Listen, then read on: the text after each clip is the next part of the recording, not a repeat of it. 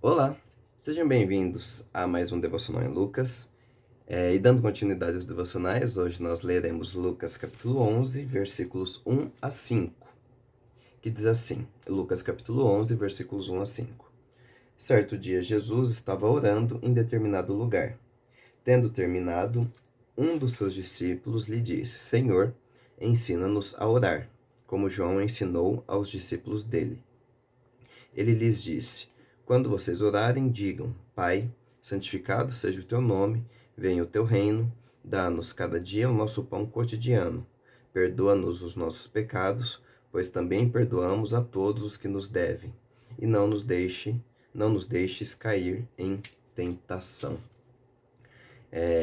Essa oração ela é muito conhecida como Pai Nosso, apesar de que no texto de Lucas essa formulação Pai Nosso não aparece. Ela aparece no texto de Mateus, aqui aparece apenas como Pai, né? E é bem provável, na verdade, que Jesus, uma vez que esse é um modelo de oração, tenha ensinado esse modelo várias vezes. E por isso que, por exemplo, lá em Mateus, ela aparece em Mateus 6, se eu não me engano, no início do ministério de Jesus, e aqui ela aparece num momento mais posterior, provavelmente porque esse discípulo que pergunta a Jesus se ele pode ensinar, se Jesus pode ensiná-lo a orar, ele provavelmente não estava presente quando Jesus ensinou lá na ocasião de Mateus 6. Então aqui a gente vê uma formulação mais curta se comparada com a fórmula de Mateus. E como é um texto que nos ensina muito, hoje eu vou falar apenas do início da oração. Pai, santificado seja o teu nome, venha o teu reino. A oração começa com a palavra Pai. E aqui o termo utilizado por Jesus é o termo aramaico Abba, que era a forma como uma criança chamava o seu pai.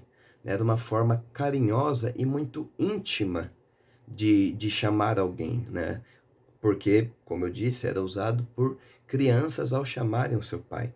A oração que normalmente os judeus faziam, eles usavam outro termo, né, que era o termo Abinu, que significa nosso pai, que por um lado parece mais reverente, mas por outro é mais distante do que essa versão carinhosa que Jesus utiliza, né, utilizando a palavra Abba, né, que é pai, mas um pai que é chamado por um filho que o ama, por uma criança que é íntimo desse pai que ama esse pai, né? Alguns teólogos vão falar até que seria uma espécie de paizinho, uma forma carinhosa e íntima da palavra pai.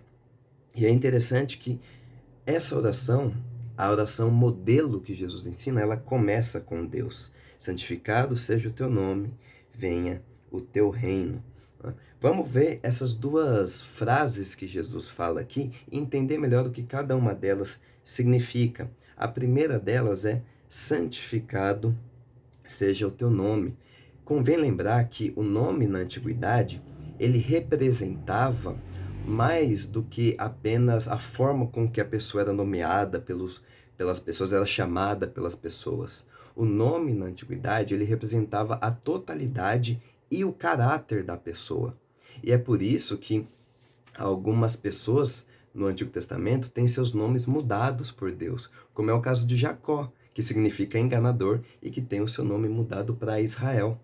Porque o nome, nesse contexto, ele significava mais do que apenas a forma como a pessoa era chamada, mas o caráter, a totalidade do ser dela. Então, quando Jesus ensina que nós devemos orar para que o nome de Deus seja santificado, a ideia aqui é que todo o ser de Deus, que todo o caráter de Deus permaneça onde ele deve estar, em um lugar santo. Que nós e que as outras pessoas, e isso como nosso desejo na oração, tenham uma atitude apropriada diante de Deus, para que o seu nome, ou seja, tudo o que pertence a Deus, toda a totalidade de coisas que diz respeito a Deus, seja santificado. É isso que significa essa primeira formulação dessa oração de Jesus. E a segunda formulação que Jesus fala é: venha o teu reino.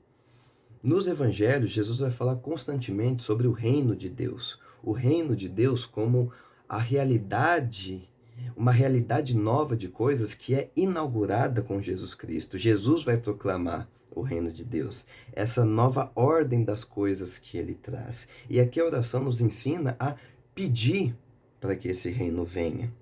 Ou seja, pedir para que essa realidade diferente, de coisas diferentes, de conceitos diferentes, essa realidade invertida do amor, do perdão e da graça, que é inaugurada com Jesus, possa cada vez mais se espalhar pela terra. Porque a ideia que a Bíblia nos passa, o Novo Testamento nos passa, é que o reino de Deus ele já está presente no coração dos cristãos e já está se manifestando na realidade, mas ele não está completamente presente na realidade. É o que os teólogos chamam de já e ainda não do reino de Deus. Por mais que o reino de Deus ele já esteja entre nós, no coração dos crentes, ele já esteja fazendo certas mudanças no nosso mundo, ele ainda não está completamente aqui, né? Porque senão nós não teríamos pecado, não teríamos dor, não teríamos sofrimento. Então essa fórmula, venha o teu reino, é a fórmula que expressa a vontade do cristão de que essa realidade nova das coisas que Jesus inaugura seja trazida, seja posta e colocada cada vez mais no mundo.